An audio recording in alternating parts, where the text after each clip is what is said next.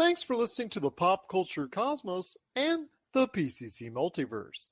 Check out more great podcasts today on one of these awesome affiliate networks.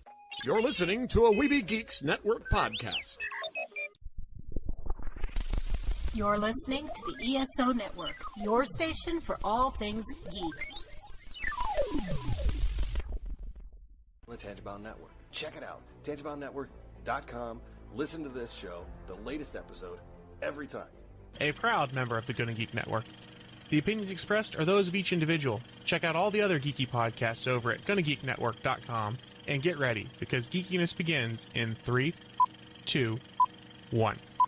On this week's episode, Dawn Fobbs with her best on TV for 2021. John Orlando on the year of pro wrestling.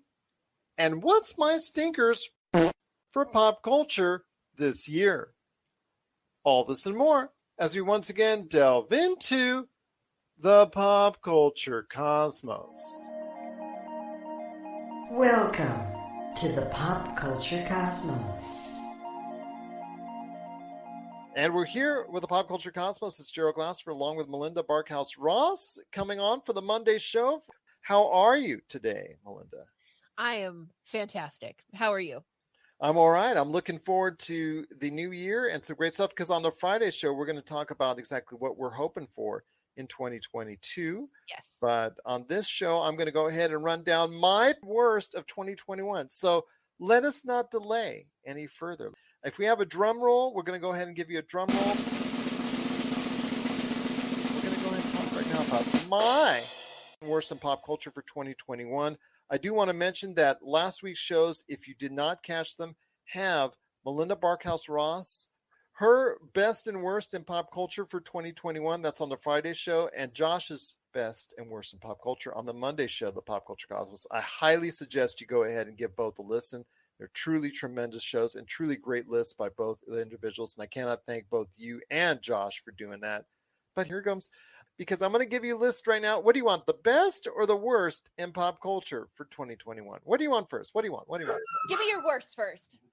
Give me my worst first. Okay, we will go ahead with the worst in pop culture from me for 2021. And we're going to go from the less worst to the main worst of 2021. So first off, the show or movie that I really think should be a part of this list, first thing is Snake Eyes, which was a poor attempt to try and recreate and revitalize the G.I. Joe universe.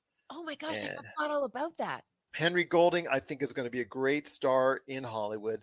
I just unfortunately couldn't get it done here. The action is mediocre. The plot is just basically cookie cutter. It's a snooze fest, and unfortunately wastes the great talent of Henry Golding. So hopefully he can find better roles, upcoming things since. And then actually Snake Eyes, it's a movie that not only re-kickstarted and also killed the G.I. Joe series, I think, for Hasbro, all in the same queue, unless they really want to go ahead and punish themselves and bring out something else in the G.I. Joe new universe. So it is Snake Eyes, going to be the first on my list here.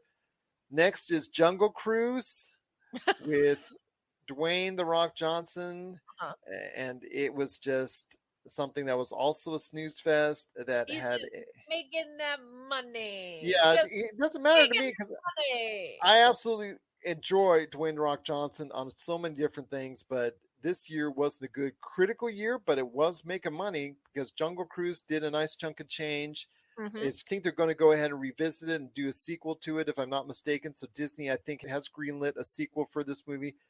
I'm just hoping that it'll be much better than this turn, because, you know, dealing with the tree of life and dealing with everything that went on there, the sap and the whole 9 yards as far as the cruise down the rivers to try and get there. It didn't entertain me, and I thought the jokes fell flat. I thought the tit for tat between the characters were just not that good. It's just not that interesting. I think it's something that I've seen many times before. The supernatural elements were not that good. So I do not recommend Jungle Cruise. Again, for me, it was something that was there. It's a time killer, and that's pretty much it. Space Jam: A New Legacy. This was kind of disappointing for me because the animation is probably some of the best I've ever seen. as far as the animation part of it. But unfortunately, they had to try and act. And outside of Don Cheadle, there was really nothing else as far as this movie that was worth anything outside of Don Cheadle and the animation. LeBron James, I've got nothing but love for him as a guy who hosts the Lakers Fast Break. Believe me, I've got nothing but love for the man, but man, he just was not given much to do and not given much to work with. I think the writing was absolutely horrid. The jokes fell flat. I think both, whether it was by him or was from his animated friends on screen, I think the Looney Tunes thing, as far as trying to recapture what took place over 20 years ago with Michael Jordan, it's very hard to capture the lightning in the bottle again, as we saw with the Matrix Resurrections. Yeah. It's very hard to recapture that lightning in the bottle, and they didn't do it here with Space Jam: A New Legacy. Unfortunately, it wasted a decent performance by Don Cheadle, and it's another big budgeted movie that was just simply a waste of time. Another Dwayne "The Rock" Johnson movie that is on this list is Red Notice. And I was wondering if that was going to be on your list. I mean, I'm not going to fault it. It's the all-time favorite movie on Netflix. More people have watched this movie than any other. It beat Bird Box, and a lot of people are really enjoying it, but it just was really disappointing. I know they're going to make a sequel of it because Netflix, obviously, having the most popular movie on there, it's going to be having a sequel. So I don't have any doubt of that. And I know they're going to dish out the tens of millions of dollars to Ryan Reynolds, Gal Gadot, and Dwayne "The Rock" Johnson for another movie out there. So, they're going to get cash paid for it. But this was a generic by the numbers art theft plot movie that was just really boring and unfunny, and PG-13 Ryan Reynolds for the most part. No, not as funny and not even close. He's trying, but it's just not clicking. The problem is you set yourself up a legacy for an R-rated comedian like no other, and the problem is when you go down to a PG-13 setting, which is what a lot of people are fearing when Deadpool finally hits the MCU. What will it be like when he's going to be interacting, let's say, in an Avengers movie?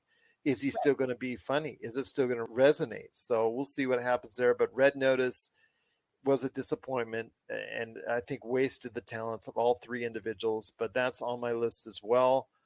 Mortal Kombat. Now, this is a snooze fest. Mortal Kombat is definitely not the movie of the 90s that really garnered a cult following, and a lot of people enjoyed that first iteration of that movie. Then it went all to hell with Mortal Kombat Annihilation. Well, unfortunately, Mortal Kombat, this reboot, still stayed in hell because it really is a snooze fest. Wow. I don't care about any of the villains. I don't care about any of the heroes. I don't care about the plot. It just was really, really bad. And I think this movie, I know there were some certain individuals that I spoke to over the course of the year. Thomas Bennett was one that saw this movie several times. And I'm just thinking to myself, how? I could barely get through it once, and just really, it was just not that good at all. Right. It seems to be a recurring theme, but here we go again with Ryan Reynolds, PG-13, with Free Guy. And now this movie I was really looking forward to. And the fact I've already said on the air that I fell asleep 3 times, not once, not twice, but 3 times, tells you right there that this was just something that was very underwhelming, and I'm very disappointed in it. And I know it was a success, so there is going to be another Free Guy in our future whenever Ryan Reynolds decides to come back from his hiatus from acting. So I know there's another Red Notice in my future. I know there's another Free Guy in my future. I don't know if I'm excited for it. I don't think so, but I'll probably watch it anyways. But yes, it was another disappointing performance for Ryan Reynolds and Free Guy. But now we get down to the final 2. Uh-oh. And number 2 in my just absolute worst of 2021 was none other than The Matrix Resurrections. Oh, just absolutely just horrid, and just took a good, like you said, half of a good idea and just blew it up to smithereens, or force pushed it away. There goes the script. Along with everybody else flying away, there goes the script and the plot actually flying away as well. Yeah, gosh. Oof. Yeah, I know you said it already on your best and worst of, and we already covered it on the Friday show. So if you want to hear our entire thoughts on The Matrix Resurrections, please go ahead and check out the Friday show, the PCC Multiverse, because this was a movie that was probably the most disappointing movie of the entire year. And Yeah. I just want to leave it at that. The most anticipated and then the biggest letdown. Yeah, absolutely. Wow. Yeah. I do want to mention, for an honorable mention, as far as the TV show is concerned, La Brea, which is I want to get the hell out of here. When I just watched a few minutes of it, I can't give it really a grade, but I watched just a few minutes of it, and just the concept and the idea of it, just like I escaped, I guess, as quickly as I could. So, see, I didn't mind that show. I didn't mind it. I watched it. Well, I'm interested in season 2. Okay, as long as one of us is, so you can go ahead and let us know about it, because Sure. Yeah. Just the concept of it, it's like, okay, all right, now people are going to go down to LA and go to La Brea, and every time they go by the tar pits, they go, oh, is there another universe down there? Let me go ahead and check. All right, so yeah, it's La Brea. It's there. It existed. I couldn't stand it. I turned it off after 5 minutes, so I can't really give it a grade, but let's just say it would be on my naughty list, to say the least. That's for sure. But the number one movie, and this was even worse than The Matrix Resurrections, and I think by far it is simply one of the worst movies I have seen in the past 10 years, is The Tomorrow War, that you can get on Amazon Prime. Yes. Chris Pratt. I forgot about that one too. Yes. The Tomorrow War. Matrix, though, I would watch that before I would watch The Matrix again. So you would watch The Tomorrow War before The Matrix? Yes. If you forced me down, I was tied into a chair and I had to watch one thing, I would say The Matrix Resurrections. Really? Funny. Yeah, because of all the cutscenes, I could remember what a good movie was like. Well played, sir. Well played. Yes, yes. That's the only reason for the flashbacks, to remind you what a good Matrix movie was. Whereas in The Tomorrow War, I think the script was written by a 3-year-old. I absolutely do.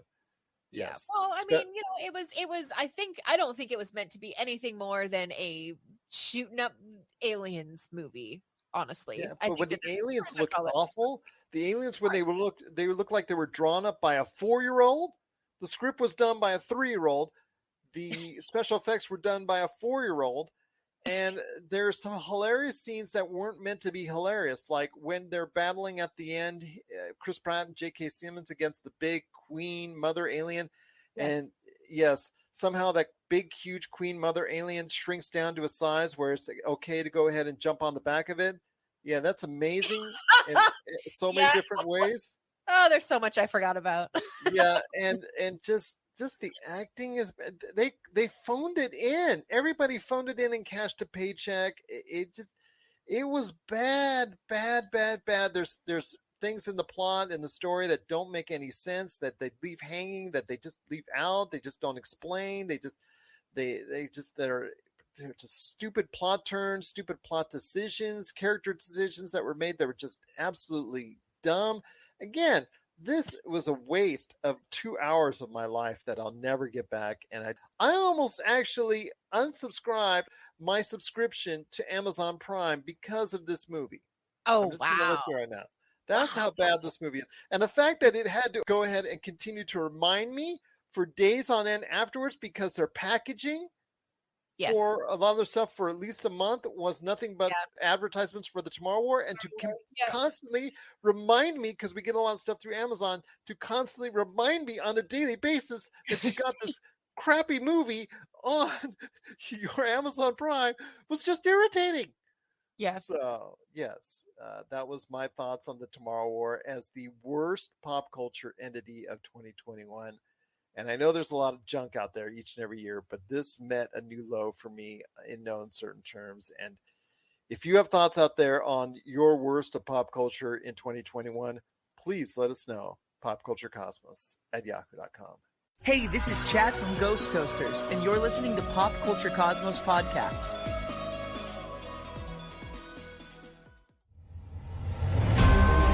You've heard others, but nothing could prepare you for the shameful stupidity that is the Jock and Nerd Podcast. Hear Imran. So if you offend everyone at once, it's a wash. I've covered everybody. Anthony. Sorry, I was texting. Say that again. And Rug Boy. Yeah, whenever there's a snowstorm, my Slack hole tightens up. As they talk over one another. Just exactly the same as Terminator. We're talking over each other. It's fine. Sorry. Swear and ask you for money. Just give us the money. The Jock and Nerd Podcast. It's campy, silly, goofy fun. Jock and Nerd. All right, and we're back with the Pop Culture Cosmos. Gerald Glassford coming right back at you here.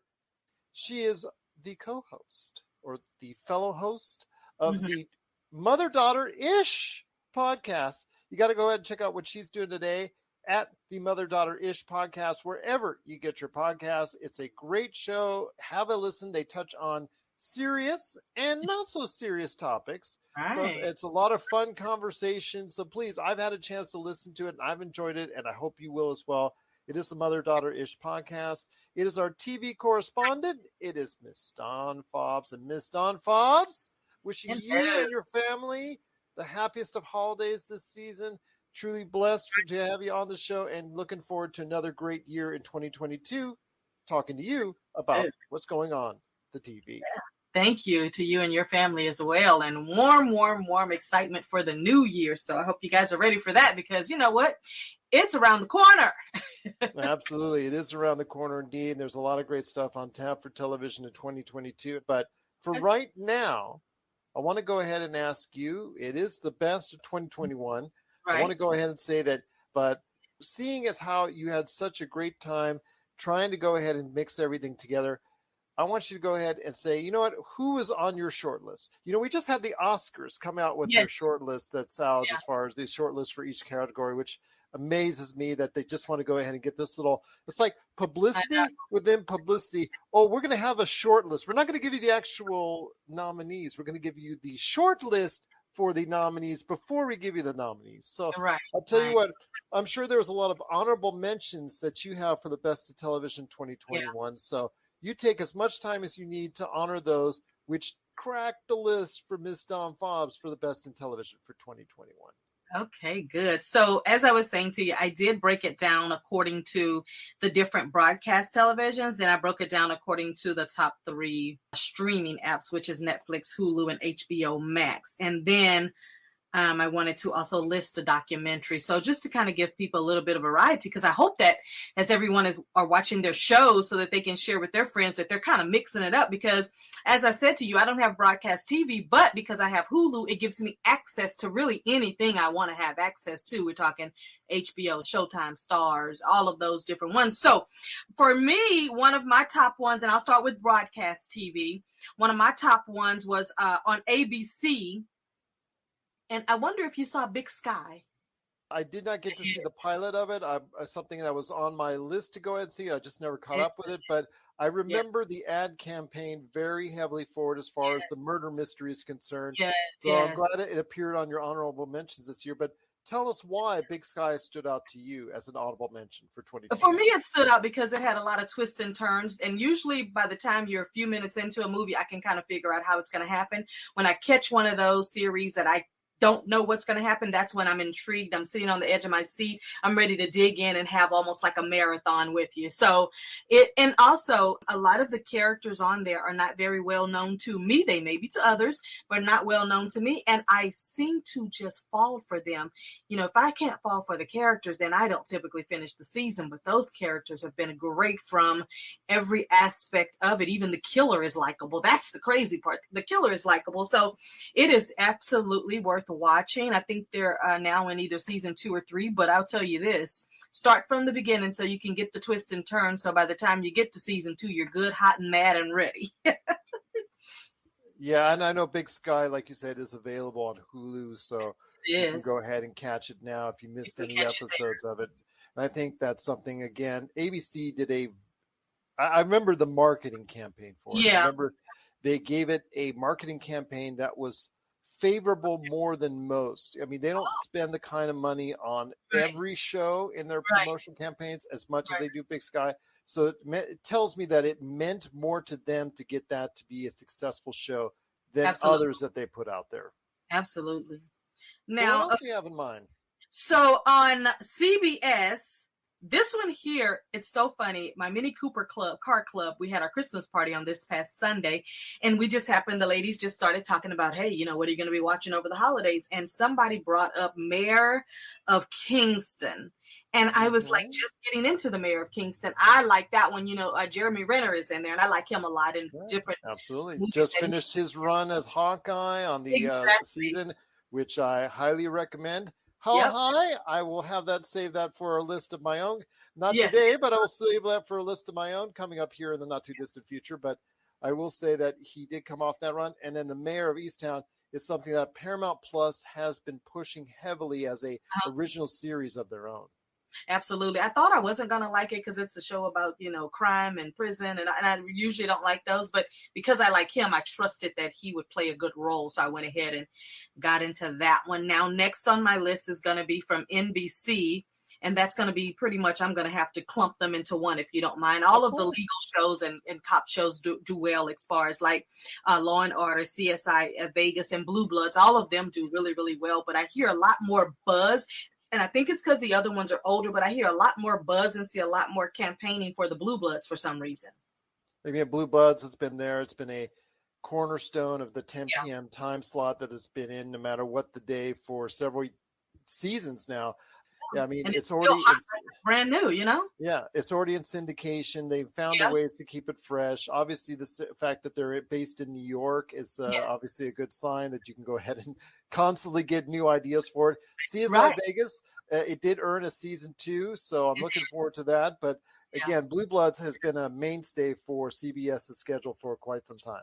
Very true. Now, you know, something that I also find very intriguing is when you said the word syndication, I get, and I don't know if most people think of this, but I get really excited when a new show comes on because I start counting how many shows they have. Because, you know, after 100 shows, they can go into syndication. So I start counting down. Like when Charlie Sheen had his sitcom, I was counting down. And then as soon as he got to 100, he went to syndication and ended the show. And I can still catch Anger Management on some other platforms. But I always start, when I find a show that I like, because I always feel like if I like it too much, it's going to get canceled. Because it happens a lot to me. If I like something, I'm like, well, what? Everybody wasn't watching this?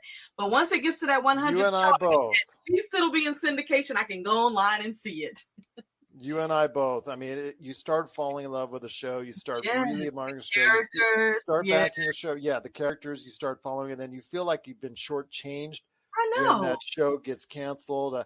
I know we talked about Cowboy Bebop that I was really behind. That one got shortchanged, and the whole internet went up in a firestorm on it. So it actually might have garnered enough noise that it may come back in some form. We'll see. But, you know, if I had other shows that have had Timeless, I think was another one that I really fell in love with that really got the short change.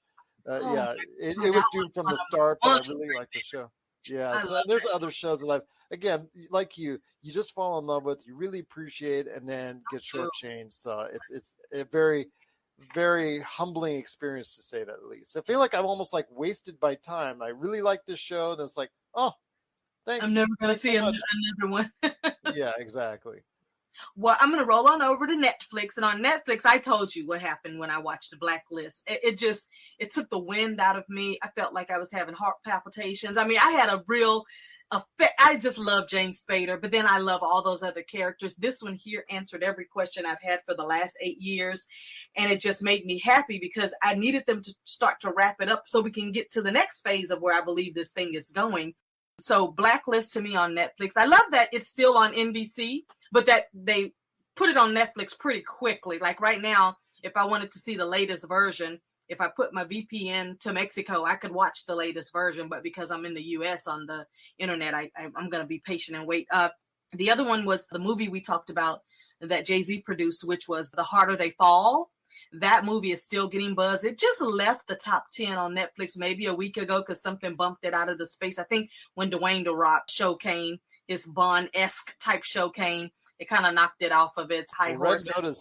Red Notice has garnered so many views. It's actually the most all-time watched movie on Netflix, beating Bird Box from Sandra Bullock. And you know that was a big summer hit. That Bird Box had me laughing all the memes. Well, the thing with Bird Box is more impressive, though, is the fact that it came time, 2-3 years ago when Netflix was still a growing entity. Right. Now you have Red Notice that comes out when you have over 200 million subscribers. So, Exactly. I mean, that's Squid Game. Squid Game is such a monumental hit. It's an excellent show. Could be on my top list as well, but it has that unique built-in worldwide advantage. Any movie and show on Netflix right now will have that advantage over things like Bird Box. And that's why Bird Box will always be the more impressive feat, because it garnered so many views with such a smaller base audience, if that makes any sense. Yeah, it does. Because they call those rabbit fans. Well, no, I mean, just the base at that time was like it had 74, 75, 100 million viewers plus, when there was only 100 million subscribers at that point in time. Right. The percentage of people that had Netflix that watched Bird Box, I believe ultimately was higher, much higher than even Red Notice. Red Notice can get 100, 150 million views, and that's still only half or 60% of the base. Whereas what Bird Box, did was more impressive. But I'm not going to take anything from Red Notice. Anytime you can get 100 million people to watch anything, big deal. You're doing good. Yes. Yeah, and people like me who watched it 3 times. But anyway, my next one on Netflix had to be, I tousled between that and a few others, but I had to put Money Heist because I've never been so in love with criminals in my life. That show has garnered a life of its own. It has garnered a life of its own, to the fact that I went out and bought me a Money Heist costume. I love Money Heist, and this 5th season just tore me apart because of all the twist and turn. Okay, over on Hulu, I fell in love this year with Siren. Siren was about how, of course, the mermaids are meeting the humans, and then all what ensues, and it is absolutely amazing. It wasn't just about, what I love about it too is that not only did it have a love story, it had death in it, it had a lot of just crazy stuff, but out of all the crazy stuff, the love story still prevailed. So that was quite impressive to me. And then on Hulu, The 9 Perfect Strangers. That was so good, with Melissa McCarthy and Nicole Kidman. I mean, you can't even name Regina Hall. I mean, these are people that are like, we'll watch whatever they're in pretty much. So 9 Perfect Strangers was absolutely amazing. I was in day 1 on that one. So then I go over to HBO Max, and on HBO Max, I just actually finished a week ago watching Succession. And I tell you, that dad on there blows my socks off. I love him so much. It's ridiculous because the things that he says, every time he says something crazy to his kids, I go like, wow, Dad, What's so funny though? What's so funny? But what's so funny though is because he's also the voiceover for McDonald's. And I'm expecting an F-bomb at the end of every time he goes ahead. Either F-bomb or worse, because the things he said to his son this season, I was like, oh my goodness, is there actually a father who says these things to their kids? I don't know, but I don't want to meet him, but it's really, really crazy. So I love Succession, and I love that they put that season on there, but then also The White Lotus. Remember I was telling you about The White Lotus on there. It was absolutely great. And, they got so much buzz that they immediately announced the 2nd season and immediately announced characters that I love. So I was like, oh my gosh, this is going to be really, really good for them to bring back another, but then add more characters that we love and then build the ones that they already had, way up there. My next one on streaming, and then the last one is a documentary, but the next one is, I've forever been in love with Stars, Outlander. I love those type of movies. I'm an old, back in the century type of TV watcher, kings and queens type of watcher, castles and horses type of watcher. I don't like cowboy shows that much, but this one, because it has that old vibe to it, I love that 1400, 1500 century type of thing. I love the characters, and even the bad ones, I seem to like them as well. But this one here caught my attention on day 1, and I've not let go of it. My final one was a documentary that not only did I watch it, but I had a great opinion on it. So we even did a YouTube show on our Mother Daughter-ish podcast. We had to do a show because, as in my real life as an entrepreneur and a business development consultant, I had to talk about LuLaRoe. So that's my documentary for this year that I saw and was like, what are y'all talking about? You can't tell me you put $5,000 down on the table to join something and you didn't read every fine print that you could. You cannot tell me that. I wouldn't even put $1 down without knowing what I'm getting myself into because I'm committing to something. So that was my list for the year. Again, it was very difficult to wean it down to 10, but when I went back to think of the ones that even today, impacted me as like, wow, I loved that storyline, or I love that show, or I love that movie. That's my absolute top 10 that I have. What's number one? If one thing stood out to you the most, if you had to go ahead and give the Miss Dawn Fobbs Award. That's easy. I'm giving it to Blacklist. I'm giving it to Blacklist because of James Spader. I'm giving it to Blacklist because I've been in since day one, 8 years ago. I'm giving it to Blacklist because they've stayed consistent. They haven't jumped the shark ever. I'm giving it to Blacklist because the story makes me want more and more and more. I'm giving it to Blacklist because as soon as it goes off of broadcast TV, we got it over on Netflix without there being such a big gap. I'm giving it to Blacklist for so many reasons. So if I have to say, my number one is going to be Blacklist. It's so interesting to hear how well James Spader, even at this stage of his career, is progressing, even with a show like that. Now, I guess if I had to throw a comedy show that came in, I wouldn't throw too many of them in there because I saw quite a few. So I guess I don't have a comedy one that I would put at the top of my list because all of them were just it's just comedy. But, what I think about James Spader and how he used to do things on Boston Legal, I think of that like comedians. We have to leave the comedians alone. To me, they have all rights to say whatever they want to say when they're on that stage. Now, when you're in your real life, that's different. But I feel like once you get on the stage, all bets are off and everybody needs to turn their feeling button on off. And just be entertained and have fun. If you take that out of comedy, then just forget the whole thing. I'll tell you what, I am so thankful that you got a chance to stop by and share your thoughts. But the Blacklist is your best of entertainment for 2021.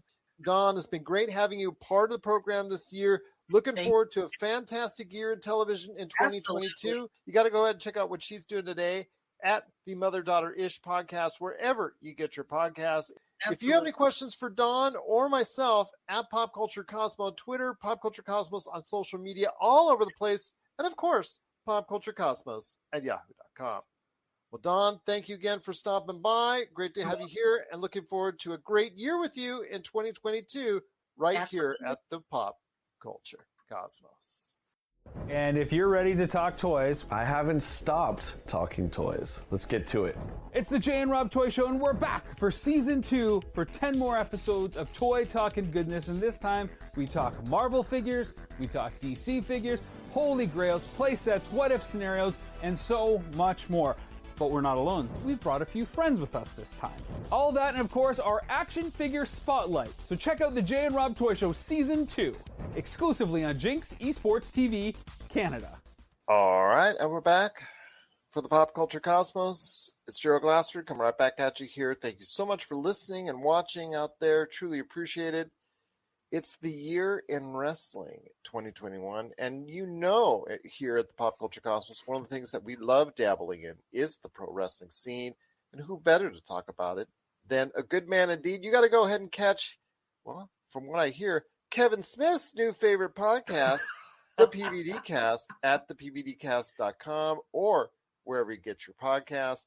It is a good friend indeed, and a man that I turn to for whatever's going on in the pro wrestling world. It is John Orlando. And John, great to have you here. Happy holidays. Thank you so much for joining us, and wishing you all the best this holiday season. Well, thank you for having me. And likewise, I hope you have a very Merry Christmas and a Happy New Year. And, I got to be honest, I was like a kid on Christmas morning when I saw that Kevin Smith liked my tweet the other day.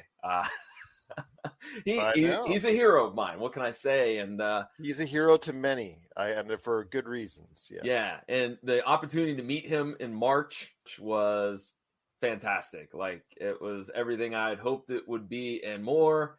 And let me just say that being in the indie wrestling scene, sometimes you meet your heroes and you don't really wish that you had met them, if you know what I'm saying.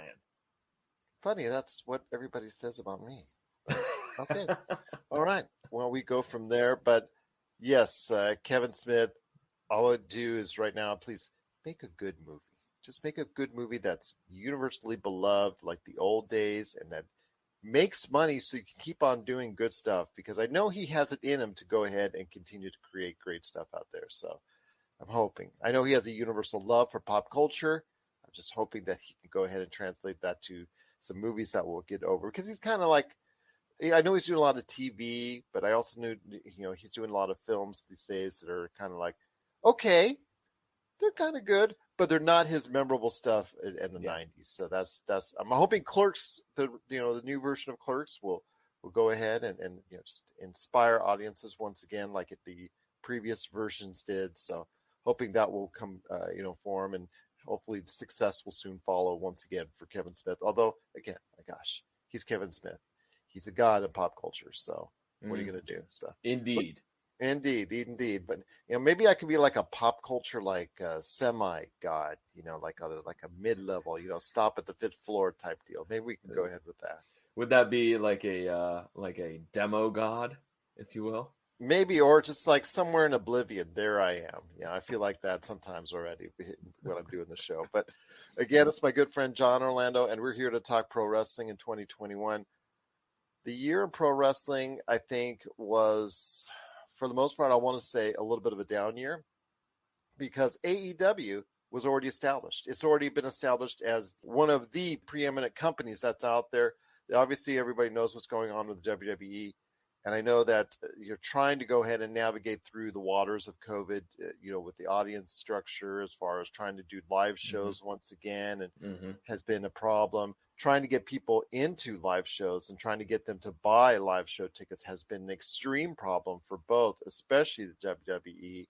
I know that ratings, for the most part, have been flat. I want to say maybe slight rises here or there.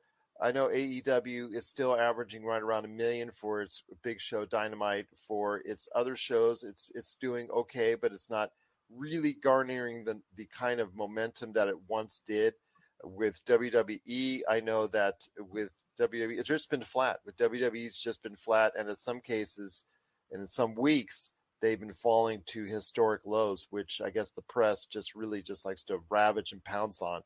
I know the industry you and I have talked about over the course of this year is in dire need of an infusion of something that's good, that's inspiring, that people will get behind. It does not have right now, I think, that marquee character, that marquee individual, that enigmatic individual that you say that people would love to get behind. Your thoughts on the pro wrestling scene before we get into companies in particular? Overall, I think that the whole industry has had ups and downs. And I say that because I feel like for the first half of 2021, both companies, AEW and the WWE, were kind of stagnant. They really weren't impressing a lot of people with what they were putting out as a product. I think in the later half of 2021, I got to give it to AEW. They took some steps to get some talent, to do some things, and to make some waves. That hasn't really there was a bump.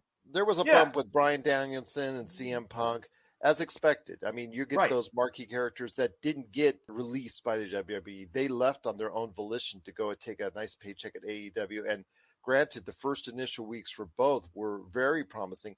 And you see, as far as from match quality with Bryan Danielson is concerned, you do see something that he brings that maybe AEW didn't necessarily have. But the ratings and the attendance is not what it once was. The fire for AEW is still there, but it's just not as much as it once was, from what I've seen. And I would say that that's correct. That was what I was just going to say, was with the debut of those people. And we forget Ruby Soho, and we also forget Adam Cole, but they were integral parts as well, because they all came within a matter of weeks. Boom, boom, boom, boom. And it created a buzz, and it did create an increase in ratings. But then they dropped back down to their right around 1 million for AEW. I think that they need to continue to put forth the best product that they can, and they can't be afraid of doing it. I don't know how to explain it, but they got to do it in a way that capitalizes on these spikes. Like, for an example, I feel like the Eddie Kingston CM Punk storyline could have went on for months. I mean, I felt like this is again where we got CM Punk now, and that even goes with Darby Allin. Like they could have drawn those out to have 4, 5, 6 matches and got a lot of momentum building. And look, you got to build the momentum. If it's not organically happening with somebody like The Rock or somebody like the Stone Cold that has that, that presence, I think you got to start building that momentum somehow. And what better way than to have an interesting matchup that captivates people that had it. I think that the Eddie Kingston one was better than the Darby Allin because Kingston has come out and, he wrote that article in the Players Tribune about his struggles in real life, and he's real. I've always appreciated Eddie Kingston because I believe, like, if I ran into him in a back alley, he might beat me up and take my wallet, because that's how he presents himself. Why not him and Punk go for several months? I think the same thing with Danielson. You got to find a feud for him. I do think that not only has his wrestling been fantastic since coming over to AEW, but I love the snarky heel. Like, snarky heel Danielson is 10 times better than babyface Bryan Danielson. So I don't know. We've talked about it many times, Gerald. I don't know what you got to do to build somebody, but you got to I think you have to get some momentum and get some eyes on your product. You have to pick somebody and push them to the moon and see if it works. And you got to get some of that crossover. And I don't know if AEW has the crossover appeal yet. No, I don't think they do. And that's the problem. I think that they need to make some of it on their own. I'm not sure if Hangman Page, as much as I like him as an individual wrestler, as a personality, I'm not sure if he's the kind of guy that's going to lead your company into a new era. That is a problem, I think. I don't think Bryan Danielson is either, because the fact that, him getting buried in the middle of WrestleMania, this past WrestleMania, obviously can't help. Oh, there's the guy that got dragged over half the ring to go ahead and get pinned along with Edge right there together. That's the lasting memory I have of Bryan Danielson for this year. Not the great 60-minute matches that he had, not the great other matches that he's had. It's the fact that he got embarrassed in the middle of the wrestling ring, and he actually said yes to go ahead and do it at the middle of WrestleMania on his way out of WWE. That to me, I would have never done, knowing what my future plans were. But again, he is not that mercurial, get in a general audience type of individual. He's a person that gravitates to a lot of people within the audience, but he's not a person that has ever been able to go ahead and gravitate a larger general audience type deal. And same thing with CM Punk. CM Punk is the cool guy and always has been the cool guy to all of us wrestling fans. But the idea is, with you and I, John, we are trying to see outside the box for this industry. And again, I know a lot of people that will, like in our ages, will go ahead and say, well, remember back in the Attitude Era? The Attitude Era was getting, with the WWE and WCW, millions upon millions more viewers than what we're seeing now. And that's the problem. That's what we're trying to communicate, is that, we could go back in time and rehash that. But the point is that millions upon millions of viewers were seeing wrestling on any given week. And a lot of people I talked to said, oh yeah, I remember watching it way back when. I remember watching it back when. That don't even come close to watching the product now. Yeah, and you can historically look back. Raw would draw a 4 rating. Sometimes even more. Like on average, like 4 million people were watching. 7 million people would be watching a WWE or a WCW show at any given time. But is it also part, not only the fact that the industry hasn't done things to make that next superstar, but it is also to our technological society? Because in the 90s, you were only competing with cable TV. Whatever those 80 channels were you had, that's it. Now you have those 80 channels, and then you have all the streaming services, and now you have YouTube. And I mean, you got all this other stuff now. And I think that even makes it more challenging for any wrestling company, AEW, WWE, whatever, to get an audience, to build an audience, and to keep an audience.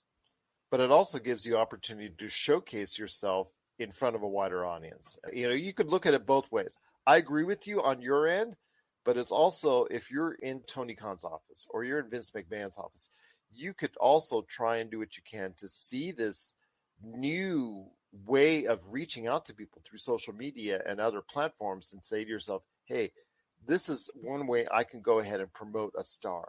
This is one way I could go ahead and push somebody to an audience that maybe I wouldn't have been able to reach to.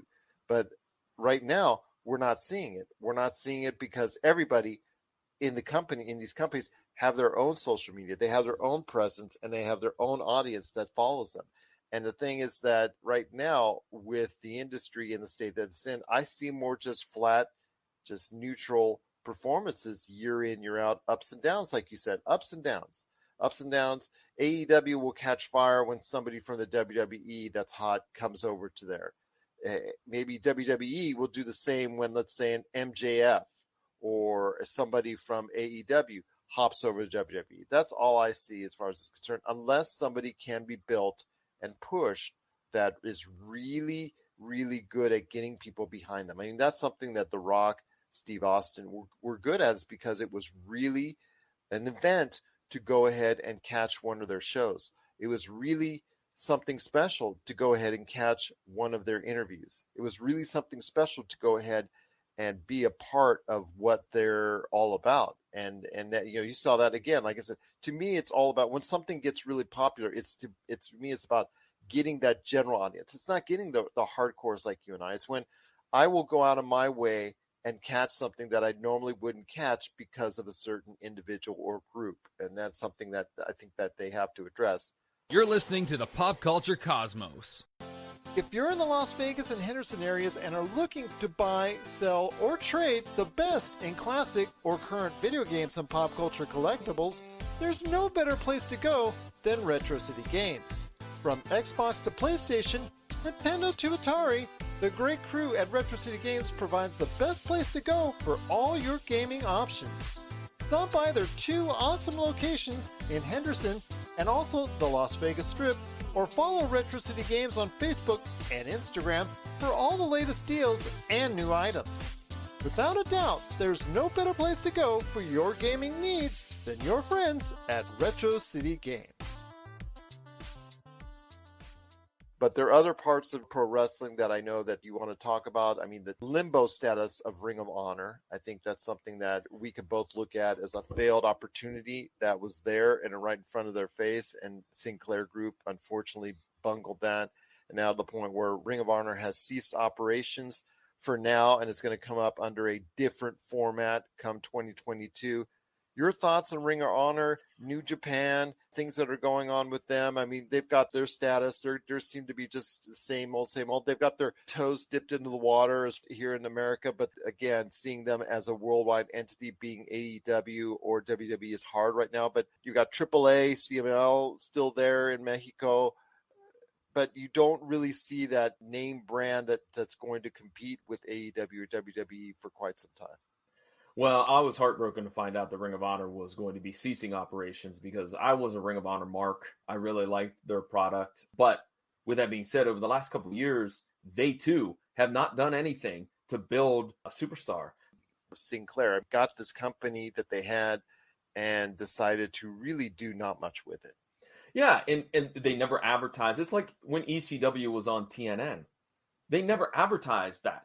The only time they advertised it is when you were watching ECW on TNN. And the same thing with Ring of Honor. Like, I remember that several television stations that, I have lots of friends in lots of different places. When Ring of Honor was purchased by Sinclair, there was an all-out, media blitz. Jay Lethal was on the morning news show and Sioux City. And then... Because he was the world champion at that time. Right. Or you had the Briscoes doing something in Albany, New York on their Sinclair morning show. And, there was a hype around it. And that died out. And then it's just never was rekindled. I do respect the fact that Ring of Honor tried to do things the right way by keeping people under contract, even though they weren't running a lot of shows, trying to keep the shows safe for fans, i.e. not having any fans in the arena. So I admire them for trying to do the right thing. But when you look at it from a business standpoint, that was not the way to go. And that's the thing with WWE and AEW. It's not must-see television for each and every week. I mean, you can have a Bryan Danielson, Adam Page. People got to go ahead and we'll get a bump up on the audience because people will be talking about it. So, yeah, you'll get that. But what are you going to do for the next week and the next week and the next week? And with WWE, who knows what they're doing there, because they certainly ain't doing much right, in my opinion. And you just hit the nail on the head when you said must-see TV. I haven't watched NXT in weeks. I watched it the first 2 weeks when it was now 2.0. Well, I think they blew it with Braun Breaker. Excuse me, Braun Steiner, I should say, the son of Rick Steiner, who they had set up to go ahead and should have won the title from Tommaso Ciampa. And it looked like it was going to be something akin to back in the 80s with the Hulk Hogan run, where he just comes onto the scene. Everybody seems to like what he's doing. He has an attitude. He has a pedigree. First of all, the bonehead move, not just saying, hey, you're Steiner, let's call you Braun Steiner.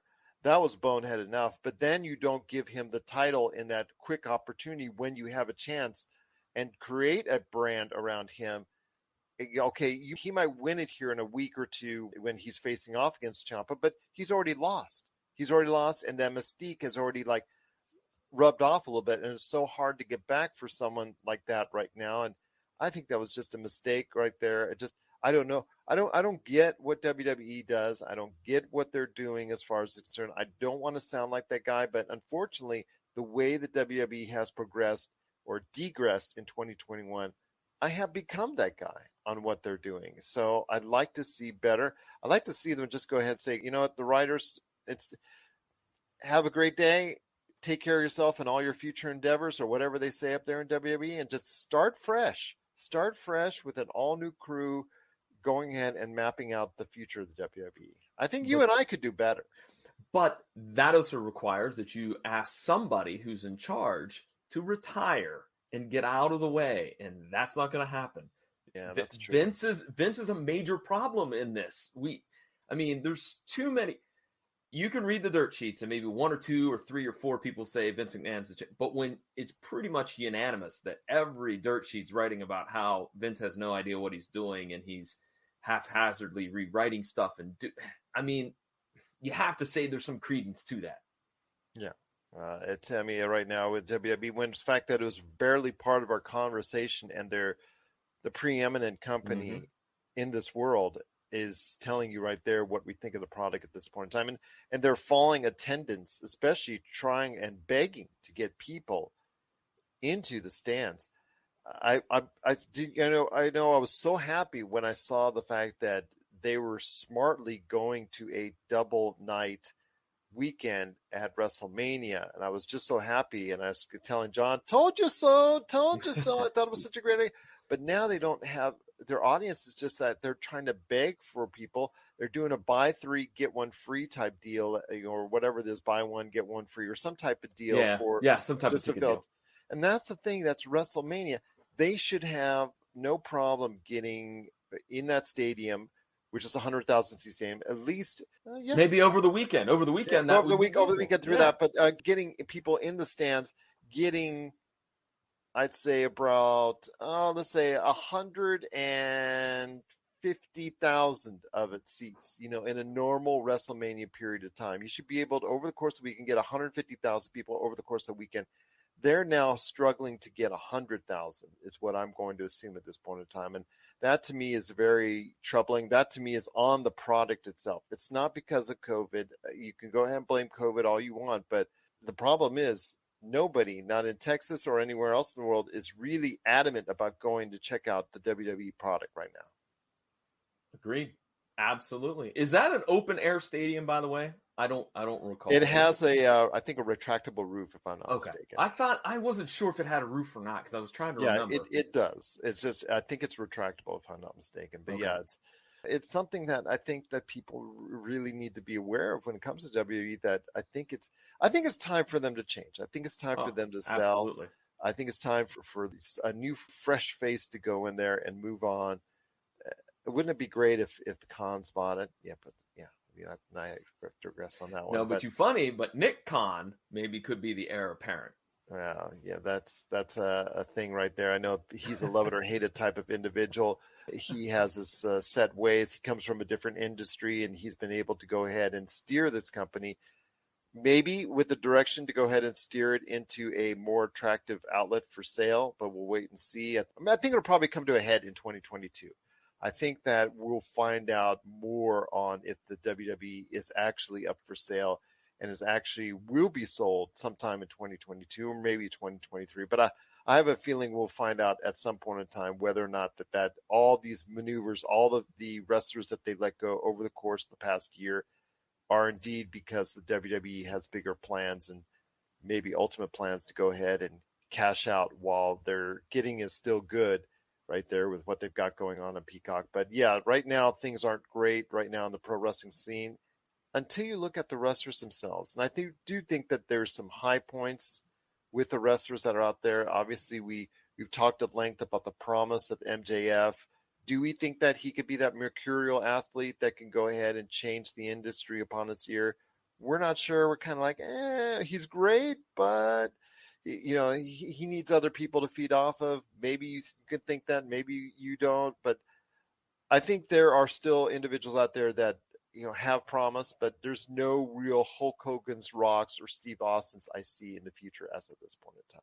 I think MJF is great. I'm a huge fan of MJF, but I think that for him to go to the WWE has to kind of do away with their PG rating. I think he works best if he's pushed, because let's be honest, sometimes he's real borderline on what he says. Yes. But that's what makes him entertaining. So if you take that away from him, it's just like Braun Steiner. You took away the name Steiner, and that takes away some of the majestic nature of that character. I think the same thing with MJF. Yeah, I agree with you. It's like Ryan Reynolds. Ryan Reynolds in an R-rated version is much better than Ryan Reynolds in a PG-13 version. Correct. As some of my ratings this year on some of the films that he's been in will attest to that. But my friend, it's been great talking to you as always. But any last words on where people can find the PVDcast and why they need to check out the PVDcast? Well, I will say that you can catch the PVDcast a variety of different places. It's through all those major podcasting outlets. You can also go to PVDcast.com, which is the online home of yours truly. I just posted kind of the year-end wrap-up for the PVDcast. Every December, I take a couple weeks off to spend time with my family and friends. Shame on you, according to your list. Hey, sometimes you need to recharge. I'm speaking the gospel on that. Yeah, I know you are. So right now, I have the abbreviated Summation 2021, where I just sit down for 15 minutes and talk about all the cool things, the successes, some of the failures and whatnot that happened over this past year for the PVDcast. But I also have tons of other episodes from December, talking to a great ring announcer that I've worked with for a long time, Meat Hook Jim. He has a very unusual nickname, but he's a heck of a nice guy. Talk with Ringside Rand about WWE, AEW, and other stuff. So there's tons of great past episodes. Please check it out. Again, pvdcast.com, or just search for it in your favorite podcasting app.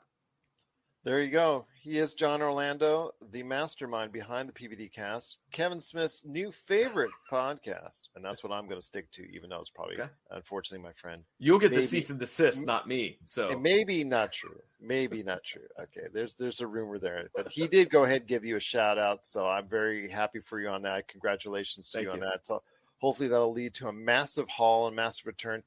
Now try to get him on as a guest. That's the challenge I set forth to you. We'll try. Okay. You'll be on the social media. Now that we're best friends, Kev, how about stopping by on the program? How about it? Yeah. All right. Okay. Because he is the god of pop culture right now. But that's true. Well, John, it's been incredible talking to you about the state of pro wrestling in 2021. I look forward to our many conversations coming up. We've got the Royal Rumble, WrestleMania, going 2 days. Thank goodness. My sanity will be great that weekend as opposed to just driving insane on one incredibly long night, as you and I have spoken about before. It's just really just like, I just like pulling my eyeballs out at another one of those 8-hour presentations. But I'm looking forward to seeing AEW grow even more. Maybe Ring of Honor will return in some form or fashion that we can appreciate. Maybe Impact or MLW or NWA or New Japan can go ahead and surprise the world and become even bigger on their platforms. But I'm looking forward to talking to you about the latest and greatest in pro wrestling in 2022 coming real soon. Looking forward to having you back on. Happy holidays to you, my friend. Wishing you all the best. But looking forward to having you stop by once again right here at the Pop Culture Cosmos. Thanks so much to Dawn Fobbs and John Orlando for stopping by. John makes a return visit on the PC Multiverse as he and I announce our best in pro wrestling for 2021. Plus, Melinda and I will share our thoughts on what we're looking forward to next year.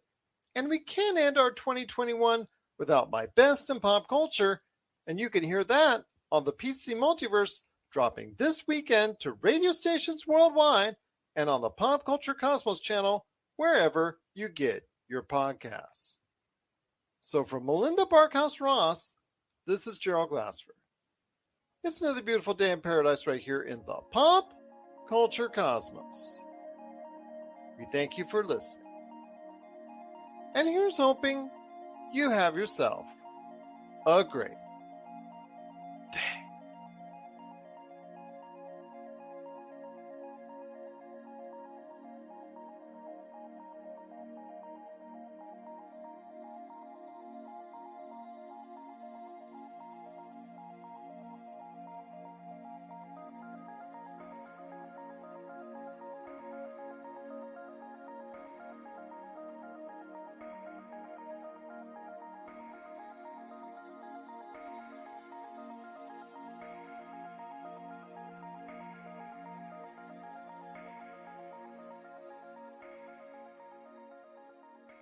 Time to grab your pillow and join the Geek Father and Little Bit for discussions on current, nostalgic, and speculative happenings in pop culture.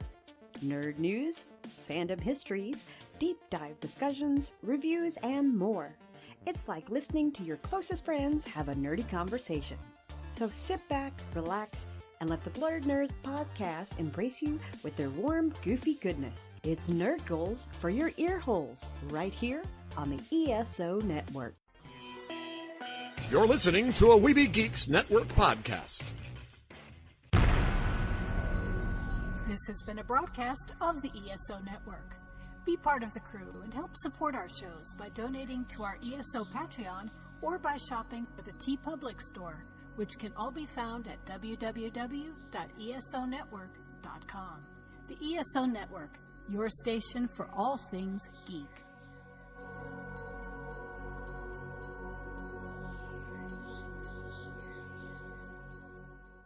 Tangent Bound Network. Let your voice be heard. TangentBoundNetwork.com. Thanks so much for downloading the Pop Culture Cosmos, and stay tuned as more great podcasts are on the way. Thanks again for listening to us here at the Pop Culture Cosmos.